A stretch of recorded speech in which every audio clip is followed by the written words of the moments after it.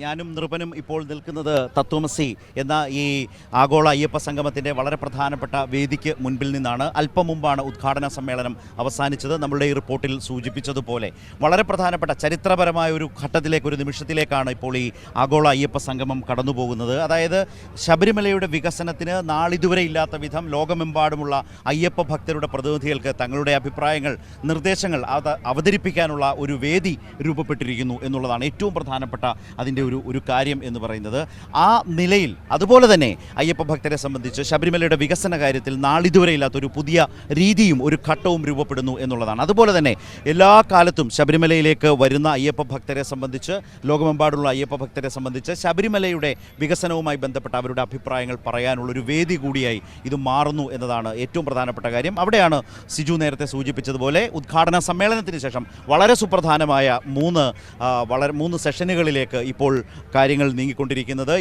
ഇപ്പോൾ കാണുന്ന ഈ പറഞ്ഞ അയ്യപ്പ സംഗമത്തിൻ്റെ തത്വമസി എന്ന വളരെ പ്രധാനപ്പെട്ട ഈ വേദിയിൽ ഇപ്പോൾ ഡോക്ടർ കെ ജയകുമാർ, മുൻ ചീഫ് സെക്രട്ടറി, നേതൃത്വം നൽകുന്ന മോഡറേറ്ററായിട്ടുള്ള മാസ്റ്റർ പ്ലാനിനെ സംബന്ധിച്ചുള്ള ചർച്ച നടക്കുകയാണ്. അതിൽ അദ്ദേഹം പറഞ്ഞൊരു വാചകം ഞാൻ അതിൻ്റെ ഒരു ഗൗരവത്തെ മനസ്സിലാക്കാൻ, സർക്കാർ ഇതിനോടകം 150 കോടിയാണ് ശബരിമലയുടെ വികസനവുമായി ബന്ധപ്പെട്ട് വകയിരുത്തിയിട്ടുള്ളത്, പല ഘട്ടങ്ങളിലും നൽകിയിട്ടുള്ളത്. പക്ഷേ അതിനും എത്രയോ അപ്പുറത്തേക്ക് ശബരിമലയുടെ വികസനത്തിന് പണം കണ്ടെത്തേണ്ടതുണ്ട്, പോകേണ്ടതുണ്ട്. ആ ഉത്തരവാദിത്വത്തിലേക്ക് ലോകമെമ്പാടുമുള്ള ശബരിമല ഭക്തർ, അയ്യപ്പ ഭക്തർ കൂടി വൈകാരികമായി തന്നെ അതിന് ഏറ്റെടുക്കേണ്ടതുണ്ട് എന്ന് പറയുന്നു. ഒരുപക്ഷെ ശബരിമലയ്ക്കും അനുബന്ധ വികസനങ്ങൾക്കുമായി 1000 കോടി എന്നതുപോലും ഒട്ടും വലുതല്ല എന്ന വലിയ വികാരം ഈ മാസ്റ്റർ പ്ലാനുമായി ബന്ധപ്പെട്ട ഈ ചർച്ചയിൽ ഇപ്പോൾ രൂപപ്പെട്ടു വരികയാണ്.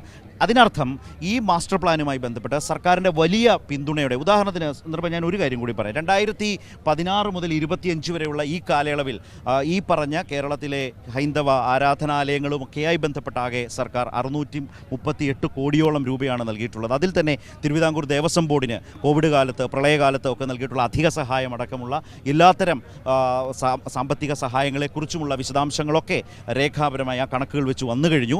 അപ്പോൾ അതിൻ്റെയൊക്കെ അപ്പുറത്തേക്ക് പോകാൻ ലോകമെമ്പാടുമുള്ള അയ്യപ്പ ഭക്തർ ലോകമെമ്പാടുമുണ്ട്. അതുകൊണ്ട് തന്നെയാണ് ഈ അയ്യപ്പ സംഗമത്തിൻ്റെ ഒരു ആഗോള പ്രസക്തി വരുന്നത് എന്ന് തന്നെയാണ് ആ വേദിയിൽ ഉദ്ഘാടന പ്രസംഗത്തിൽ മുഖ്യമന്ത്രി സൂചിപ്പിച്ചത്.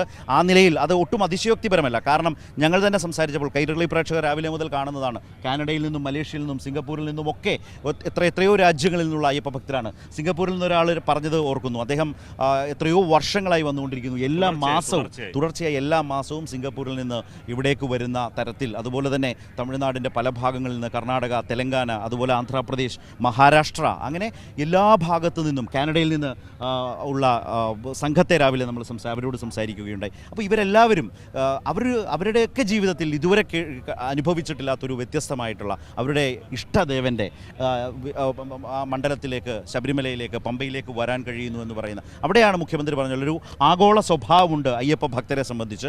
ആ നിലയിൽ അതുകൊണ്ട് തന്നെ ഇതിനൊരു ആഗോള പ്രസക്തിയുമുണ്ട് എന്ന് മുഖ്യമന്ത്രി പറയുകയും ചെയ്തു. അതുപോലെ തന്നെ ഈ വേദിയുടെ, ഉദ്ഘാടന വേദിയുടെ നൃപൻ ഒരു വലിയ പങ്കാളിത്തം, അതും അങ്ങേയറ്റം ശ്രദ്ധിക്കപ്പെട്ടതാണ്. രാവിലെ സമയത്ത് തന്നെ രജിസ്ട്രേഷൻ പൂർത്തിയാകുന്നു. അതിനുശേഷം രാവിലത്തെ ഭജൻ, അതിനുശേഷം സമയത്ത് തന്നെ ഉദ്ഘാടന ചടങ്ങുകൾ, അതിൻ്റെ ഒരു വലിയ പങ്കാളിത്തം, അത് വലിയ തോതിൽ ശ്രദ്ധിക്കപ്പെട്ട ഒന്നു തന്നെയായിരുന്നു. തീർച്ചയായും കൃത്യസമയത്ത് തന്നെ ശരത്ത് സൂചിപ്പിച്ചതുപോലെ രജിസ്ട്രേഷൻ നടപടികൾ ആരംഭിച്ചു. ആ കൃത്യസമയത്ത് തന്നെ പ്രതിനിധികൾ അകത്തേക്ക് പ്രവേശിച്ചു. 3000 പ്രതിനിധികളെയാണ് ഓൺലൈനായി തീരുമാനിച്ചു എങ്കിലും അത് 3500 മാറി.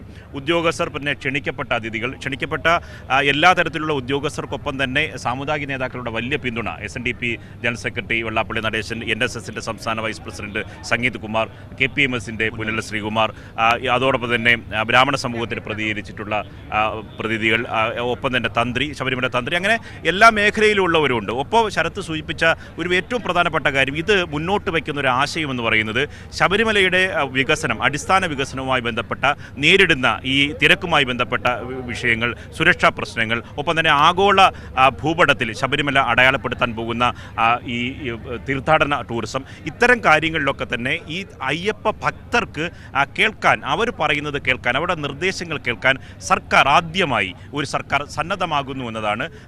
വിവിധ തീർത്ഥാടന കേന്ദ്രങ്ങൾ ഇന്ത്യയിലുണ്ട് എങ്കിലും, രാജ്യത്താകമാനമുണ്ടെങ്കിലും ശബരിമലയ്ക്ക് കൃത്യമായ ചില പ്രത്യേകതയുണ്ട്. കാനന ക്ഷേത്രമാണ്, അതുകൊണ്ട് പരിസ്ഥിതി ദുർബല പ്രദേശമായതുകൊണ്ട് തന്നെ വികസനത്തിന് ഫണ്ട് മാത്രം പോരാ, മറ്റ് ചില അനുമതികൾ വേണം, നിർദ്ദേശങ്ങൾ വേണം. അത് ഭക്തജനങ്ങളെ ബോധ്യപ്പെടുത്തുക. ഒപ്പം തന്നെ സ്ഥിരമായി വരുന്ന ഭക്തജനങ്ങൾ ശബരിമല വികസനത്തെ മറ്റ് തീർത്ഥാടന കേന്ദ്രങ്ങളുമായി താരതമ്യം ചെയ്യുമ്പോൾ എങ്ങനെയാണ് എങ്ങനെയാണ് വികസിപ്പിച്ചെടുക്കേണ്ടത്, അവർ അഭിമുഖീകരിക്കുന്ന പ്രശ്നങ്ങൾ എന്തൊക്കെയാണെന്ന് അവർക്ക് പറയാനുള്ള വേദി. ഒപ്പം തന്നെ ശരത്ത് സൂചിപ്പിച്ചതുപോലെ മാസ്റ്റർ പ്ലാൻ സംബന്ധിച്ച്, സർക്കാരിൻ്റെ മാസ്റ്റർ പ്ലാൻ സംബന്ധിച്ച് മുന്നോട്ട് വയ്ക്കുന്ന ആശയങ്ങൾ അവരുമായി സംവദിക്കുക. ഇത്തരത്തിലൊരു ആശയ രൂപീകരണത്തിൻ്റെ വേദിയാകുന്നു എന്ന് മാത്രമല്ല, സ്ഥിരം ഒരു കമ്മിറ്റി വരുന്നു, ദേവസ്വം ബോർഡിൻ്റെ നേതൃത്വത്തിൽ ഒരു കമ്മിറ്റി വരികയാണ്. ആ കമ്മിറ്റി ഇത് മോണിറ്റർ ചെയ്യുന്നു, ഇത് എങ്ങനെയാണ് നടപ്പിലാക്കേണ്ടത് എന്നിട്ട് തുടർച്ചയുണ്ടാകും. അത്തരം ഒരു വേദി സംസ്ഥാന സർക്കാർ ആദ്യമായി ഇങ്ങനെ ശബരിമല മാസ്റ്റർ പ്ലാൻ സംബന്ധിച്ച് ഒരു വികസന നേർചിത്രം ഈ ഭക്തജനങ്ങളുടെ മുന്നിൽ വയ്ക്കുകയും അതിനൊരു തുടർച്ച ഉണ്ടാകുകയും ചെയ്യുന്നു എന്നതാണ്. അനുമതിയുമായി ബന്ധപ്പെട്ട് കേന്ദ്ര സർക്കാരിൻ്റെ അനുമതിയുണ്ട്, വനം വകുപ്പിൻ്റെ അനുമതിയുണ്ട്, കോടതിയുടെ നിരീക്ഷണമുണ്ട്. അപ്പോൾ അതിനൊരു ചർച്ചയുടെ വേദി ആദ്യമായി സംസ്ഥാന സർക്കാർ ഒരുക്കി എന്നതാണ്. ആ ഗുണപരമായ ഒരു നേട്ടത്തിൻ്റെ തുടർച്ചയാണ് ഇനി ശബരിമലയെ സംഭവിക്കാൻ. ശബരിമലയെ സംബന്ധിച്ച് നിർവൻ മുമ്പ് പറഞ്ഞ പോലെ 3 പ്രധാനപ്പെട്ട കാര്യങ്ങളാണ്. ശബരിമലയുടെ സ്വീകാര്യത അത് സാർവത്രികമാക്കുക, അത് ലോകമെമ്പാടുമുള്ള അയ്യപ്പ ഭക്തർ എന്ന നിലയിൽ കൂടുതൽ ആളുകളെ, കൂടുതൽ അയ്യപ്പ ഭക്തരെ ഇവിടേക്ക് എത്തിക്കുക എന്നുള്ള ഒരു ലക്ഷ്യം. രണ്ടാമത്തത് വികസന പ്രവർത്തനങ്ങൾ, അത് പരിസ്ഥിതി ബന്ധിതമായിരിക്കണം എന്നുള്ളതാണ്. ഏതെങ്കിലും തരത്തിൽ പരിസ്ഥിതിക്ക് ദോഷം വരാത്ത വിധത്തിൽ അത് ചെയ്യേണ്ടതുണ്ട്. ആ ഊന്നൽ അയ്യപ്പ ഭക്തർക്ക് മുമ്പിൽ ഈ ചർച്ചകളിലൊക്കെ മുന്നോട്ട് വെക്കുന്നുണ്ട്. മൂന്നാമത്തത് വളരെ പ്രധാനപ്പെട്ട, ഇതുപോലെ തന്നെയുള്ള പ്രധാനമുണ്ട്, ആയാസരഹിതമായി ഈ അയ്യപ്പ ഭക്തർക്ക് വന്നു പോകണം എന്ന് പറഞ്ഞാൽ ഈ കാനനവാസനായ അയ്യപ്പനെ വന്ന് മല ചവിട്ടി മല താണ്ടി അവിടേക്ക് പോകുന്ന, ഈ പറഞ്ഞ പോലെ നീലിമലയും കരിമലയും അപ്പാച്ചിമേടും ശരംകുത്തിയും എല്ലാം കടന്നു പോകുന്ന ആ ഒരു യാത്രയുണ്ടല്ലോ അയ്യപ്പ ഭക്തൻ്റെ, ആ യാത്ര അങ്ങനെ തന്നെ തുടരുമ്പോൾ പോലും അവിടെ ചെന്ന് കഴിയുമ്പോൾ നടപ്പന്തൽ മുതൽ അങ്ങോട്ടൊക്കെയുള്ള തിരക്കുകളുണ്ട്. ആ തിരക്കുകളെ നമുക്ക് നിയന്ത്രിക്കാൻ കഴിയണം. അതാണ് ആയാസരഹിതം എന്ന് ഉദ്ദേശിക്കുന്നത്. കാനനപാത ഏതാണ്ട് സുഖകരമാക്കുക എന്ന നിലയല്ല. നടപ്പന്തലിലൊക്കെ ചെന്ന് കഴിഞ്ഞാൽ അവിടെ മണിക്കൂറുകളോളം കാത്തു നിൽക്കുന്ന സാഹചര്യം ഒഴിവാകേണ്ടതുണ്ട്. നമുക്ക് തന്നെ കഴിഞ്ഞ മണ്ഡലകാലം എടുത്താൽ കൃത്യമായി പറഞ്ഞാൽ 53,60,000 പേരാണ് കഴിഞ്ഞ മണ്ഡലകാലത്തിൽ എത്തിയത് ശബരിമലയിലേക്ക്. പക്ഷേ മുഴുവൻ ആളുകൾക്കും വലിയ തോതിൽ വലിയ സ്വീകാര്യതയോടെ മികച്ച പരാതികളില്ലാതെ ശബരിമലയുമായി ബന്ധപ്പെട്ട് സർക്കാരും ദേവസ്വം ബോർഡും ഒക്കെ മുന്നോട്ട് പോയാൽ വലിയ പരാതി പറയാൻ ശ്രമിക്കുന്ന ആളുകൾ പോലും, പ്രതിപക്ഷ നേതാവാകട്ടെ, മുൻ പ്രതിപക്ഷ നേതാവാകട്ടെ, BJPയുടെ മുൻ കേന്ദ്രമന്ത്രി വി മുരളീധരനാകട്ടെ, ഇവരെല്ലാം ആ മണ്ഡലകാലത്തെക്കുറിച്ച് നല്ല അഭിപ്രായങ്ങൾ പറഞ്ഞു നമ്മൾ കിട്ടും. അപ്പോൾ ഈ അനുഭവത്തിൽ നിന്ന് ഒരു മാസ്റ്റർ പ്ലാൻ അടക്കം തയ്യാറാക്കി ആഗോളതലത്തിൽ അയ്യപ്പ ഭക്തർക്ക് കൂടുതലായി വരാനുള്ള വേദി ഒരുങ്ങുമ്പോൾ ഈ പറഞ്ഞ മാനദണ്ഡങ്ങൾ ഉണ്ടാകണം, ആയാസരഹിതമാകണം, പരിസ്ഥിതിക്ക് ദോഷം വരാത്ത തരത്തിൽ ശബരിമല വികസനം, ശബരിമലയ്ക്കുള്ള ഒരു പൊതു സ്വീകാര്യത അത് സാർവത്രികമാക്കുക. ഇതാണ് ഈ ആഗോള സംഗമം മുന്നോട്ട് വെക്കുന്നത്. മുഖ്യമന്ത്രി പറഞ്ഞൊരു പ്രധാനപ്പെട്ട കാര്യമുണ്ട്, മതവിശ്വാസികളായിട്ടുള്ള അല്ലെങ്കിൽ വിശ്വാസികളായിട്ടുള്ള അയ്യപ്പ ഭക്തർ അതാണ് അദ്ദേഹം പറഞ്ഞത്, ഭക്തർ വലിയ തോതിൽ ഈ ആഗോള സംഗമത്തെ ഏറ്റെടുത്തു കഴിഞ്ഞു. പക്ഷേ ഭക്തരുടെ പരിവേഷം ചമഞ്ഞു നിൽക്കുന്നവരാണ്, അല്ലെങ്കിൽ തകർക്കാതെ ഒറ്റപ്പെട്ട് പറഞ്ഞ നില കൂടിയുണ്ട്. അതുപോലെ തന്നെ ശരത് ചന്ദ്രനും നൃപൻ ചക്രവർത്തിയുമാണ് അയ്യപ്പ സംഗമ വേദിയിൽ നിന്നുള്ള വിവരങ്ങൾ നൽകിയത്.